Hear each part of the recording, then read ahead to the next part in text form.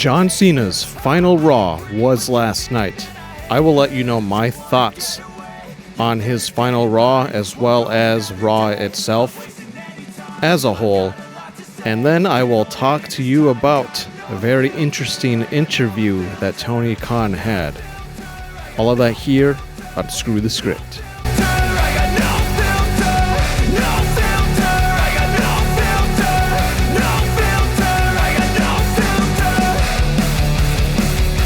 Welcome back, everybody, to Screw the Script. I'm your host, as always, Maverick here. Thanks for joining me. John Cena had his final Raw appearance last night. It was a sold-out, packed show. The crowd was really, really good. It was one of the few highlights of Raw last night for me personally. You could disagree down in the comments if you thought that last night's Raw was really good. I, for one, think it was just another WWE show that was a cheap, nostalgic grab and just filled with returns and pops. I've said it before on my channel.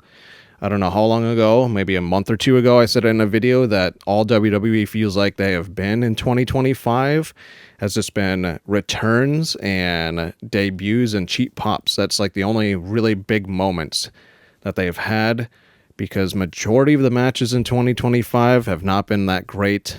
Majority of all the PLEs in 2025 have not been that great. A few of them were downright fucking awful. But let's get into Raw. So, Raw last night, John Cena's final Raw. It had some good matches on paper, but ultimately were, in my opinion, terrible outcomes.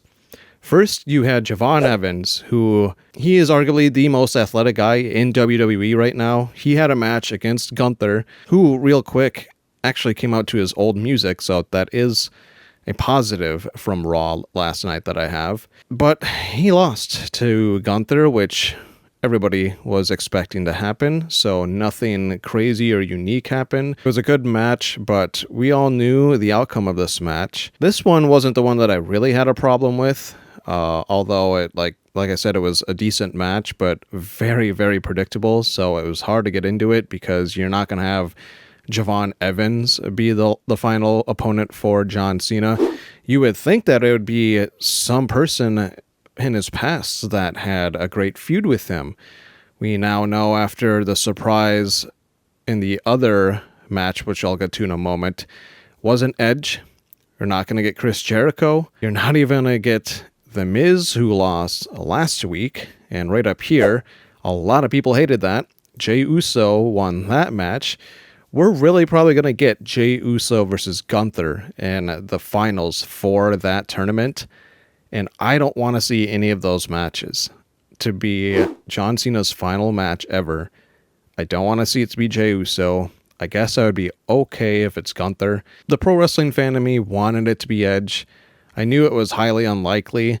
And that's why I think this whole farewell tour for Cena has been very up and down. There's been some highs, yes. The monster turn heel nobody expected. That was a high. Just the merchandise sales alone, I'm sure, are through the roof, have just been astronomical. There's been highs, but there's been a lot of lows.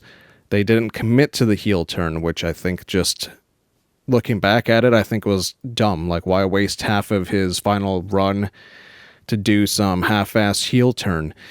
He won the IC belt, which is great to get him to be a Grand Slam champion, but now right up here we're seeing that him and Dominic Mysterio are going to be having a match at Survivor Series. A very obvious outcome there. Cena only wanted to basically have that Grand Slam champion to his name when he retires. More than likely, Dominic Mysterio is going to regain that IC title. It will fuel him to be a great heel, and he'll use that as just monstrous heel heat to say that he beat Cena in his final title match. So there's good on that. That is a positive, but there's more negatives to me. And this tournament is just a big whiff, I think. You already saw The Miz lose. That could have been a good final match for who they have already in WWE to dispose of. They didn't give it to The Miz. And the surprise return last night, I actually got leaked. I was talking to a friend of mine and knew ahead of time, wanted to see if it was legit, and it was. It was Dolph Ziggler returning, who goes by Nick Nemeth now over in TNA with his brother. He returns, and Ziggler really shows how much WWE is missing in 2025 when it comes to in-ring talent, selling moves, and all of that stuff. I mean, right up here, this guy also talking about it there, saying that, Dolph Ziggler is just a great performer. They should have never let him go. They should have kept him. And I agree with that. I've said on my channel, I believe a long time ago on my channel, Ziggler was one of the names that I threw out there that I think was very underutilized in his WWE run. Him and I think Shelton Benjamin were the top two names that I threw out there in a video from months ago. I forget which one it was, but anybody who's watched my channel for a long time, you remember me saying that. Shelton Benjamin and Dolph Ziggler are probably my top two wasted talents in WWE. One of them came back last night. He had a feud with Cena in the past. So I was like, okay, you're not going to have The Miz. Hopefully it's Ziggler then. But no, he lost to Solo Sikoa, and I'm curious where the downvotes are going to be for that, because a few minutes ago I showed you how many people hated the outcome of the Jey Uso match. Likely this is going to be the same thing. You have a huge return and a guy that should have never left, only to have him lose, I think, is just another fail. Then going on to his final match on Raw, it just ended up being a 3-on-3 match, which could have been so much better. 2 out of 3 Cena's last matches wasted on a 6-man tag with Judgment Day and a rematch with Dom Mysterio that is very obvious what the outcome is going to be. This person says he lost all hope. I mean, I'm right there with you. You can see I liked it. Dolph Ziggler should have won here. Hell, he should have gotten a massive push after his career-defining performance at Survivor Series 2014. I do remember that. This guy just says, "Don't piss me off, Hunter," at the bottom. Exactly. I mean, look at all these comments up here. Again, going back to that loss for Ziggler. Use me as a dislike button. Triple H is starting to piss me off. I demand a one-on-one with him. They make returns just to make him lose. Ziggler should win button. You could keep going with those comments, and they were all in support of Ziggler, who lost, so they're all negative comments towards Raw. They failed again. They dropped the ball again. It's like Triple H and TKO are at a drawing board, and they say out loud, "What would everybody want us to do? Let's do the opposite of that." I mean, the only highlight that I really have from the episode last night was the promo with Dominic Mysterio. I did like that. And then, seeing the final FU. And I'm never going to call it the Attitude Adjustment. It is the FU. If you don't like that, fuck you. The highlight of JD's career is probably going to be eating the pin in Cena's final match on Raw. I hate to say that, but he's only being held together by, I think, his surrounding wrestlers in the Judgment Day.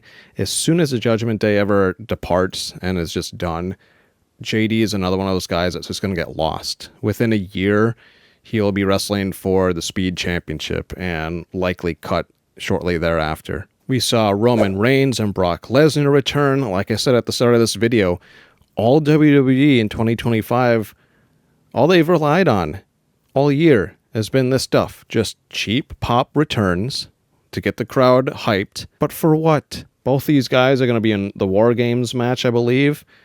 And they're both old. I mean, Lesnar's almost 50. Roman, I think, is in his 40s now, or just about to be. But he's got, he's had his share of health issues. So he's got to be careful in that match. I mean, the only people that are going to take the crazy bumps, if they even have any, at War Games is going to be on Lesnar's team. You got Braun Breaker, since he's under 30, and you got Logan Paul, who's under 30. Nobody else is going to be taking insane bumps because everybody else in this match is too old to take those bumps. I mean, need I remind you what CM Punk looks like in AEW right up here? I got him. Nope. I got him. Nope. I got him. Oh, call an ambulance! Call an ambulance! I got this. Nope. I got this. I'm new, bro. I'm new to this. I got this. Yeah. Proof that he kind of just had to leave. AEW. Yes, we know the history of how he left, but I don't think he was going to make it much longer there to begin with, as a lot of his matches were just pretty slow, and he was carried by a lot of wrestlers in AEW, like his match with Darby Allin, to name one. So now we're going to get into a very interesting interview that Tony Khan had. First, right up here, Tony Khan was asked about criticism by old wrestlers and their bad faith, and he goes on to say it clearly does engagement for them to talk about AEW, because you wouldn't spend such a large percentage of your real estate and wouldn't devote so much of your content unless it was engaging. AEW is a huge part of the wrestling landscape. I mean, it's true. You've got so many podcasts out there of old wrestlers that it just feels like it's the right thing to do for them to make top dollar, is just talk crap on AEW, possibly get paid by WWE. Who knows if they're getting paid by them? They could be. So I think that was a really good response by Tony Khan there. He also was asked about this picture that went viral of Jade Cargill, Punk, Starks, and Cody Rhodes. Obviously, a lot of E-stands out there saying, oh, WWE is using them better, AEW wasted them, blah, blah, blah. I think of it the opposite. AEW propelled Jade Cargill when she was green down there. It made her name known. Same with Ricky Starks, who did accomplish stuff in AEW. Let's not forget that. Cody Rhodes wrote himself into a fucking shithole of a feud and gimmick where he couldn't challenge for the world title when he lost to MJF, so that's his fault. And we all know the story with CM Punk. So yes, but he goes on to say that it made him smile. He said it reminded him of Cody and Mox taking a picture together in AEW at Double or Nothing 2020. That was from Sean Ross Sapp. And here's the funny responses you see in the comments on Sean Ross Sapp's post. And he actually defends AEW here. This guy says JD is going to take this and make this his told you so moment, which I'm pretty sure he already did. Look at this comment, though, at the bottom. Code for he cried while snorkeling his blue crystal meth. Very original. Sean Ross Sapp goes on to say, what a gigantic nerd you are obsessed.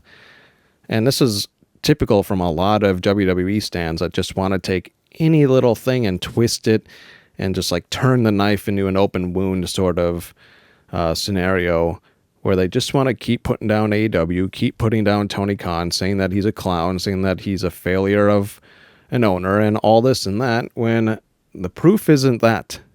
They can say and chirp all they want, but you guys know, anybody watching here that hates AEW knows that you are lying through your teeth. Because if any of that was actually true, if any of the stuff that was true that had been said about AEW over the last 6 years, they wouldn't have a deal still. They wouldn't be selling out stadiums still and arenas. And their past 6 years, they outlasted WCW Nitro. That's all I had in this episode of Screw the Script. You let me know down below your thoughts on the final Raw for John Cena. The outcome of the last Time Is Now tournament matches, which I have said I did not like. Yeah, let me know down in the comments. Let me know your thoughts about that interview with Tony Khan. I think he really held his own there with Ariel in that interview. My next video, I am going to do a video this time around on predictions for Full Gear, which is this weekend. I'm very excited for that pay-per-view. As always, this has been Maverick with Screw the Script. Thanks for watching.